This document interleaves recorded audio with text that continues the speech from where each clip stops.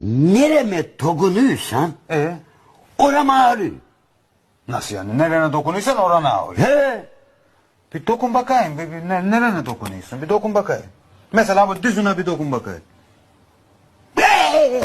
Odumu da patlattın ya. Bir yere vurdun mu ayağını? Yok. Ben şimdi dokunuyorum ağrıyor mu? Yok. Ya ben şimdi dokunurken ağrımıyor. Yok. Mesela kafana dokun.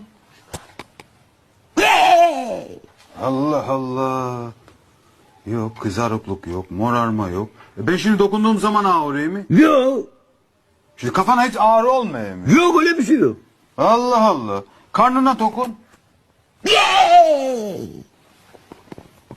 Tamam burasıydı değil mi? He. Var mı şimdi ağrı? Yok. Ya bana bak. Sana o parmağını bir uzatsana bana.